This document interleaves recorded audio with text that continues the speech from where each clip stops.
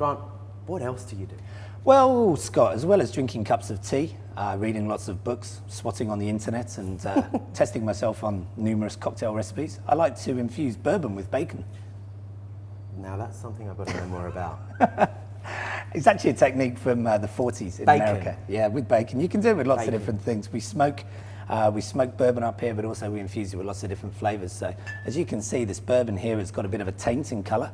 What we've done is we've fat washed it. So we've taken the fat out of the bacon, which is where all the flavor is, and we wash it through the bourbon.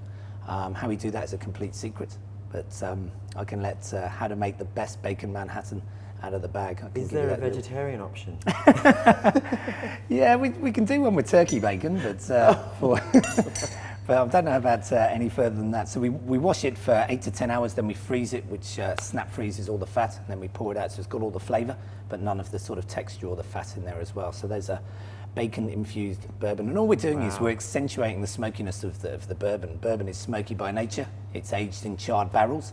And bacon, a good quality bacon, is smoky, so we're just playing with flavours. Again, technically, I suppose you could call this a progressive or molecular drink. Well, you've talked the pork, let's walk the walk.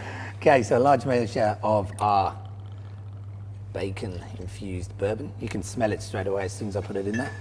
Now, the secret ingredient with this drink was maple syrup. I actually just couldn't get the flavour to come out unless I added a tiny bit of sweetness. I tried everything, and in the end, good old maple syrup did the trick. Then we've got our regular foundation for Manhattan, which is sweet vermouth, and then dry vermouth. Of course, maple syrup and bacon also go hand in hand. Or pancakes as well, don't they? They certainly do. They certainly do. Not going to be throwing any pancakes in there, are we? There's a thought. Maybe something I can work on in the future, or on my days off. Okay, so give that a stir. Add some ice, and again, it's going to open up. Give that a good stir. All the way through. Again, I can smell it opening up.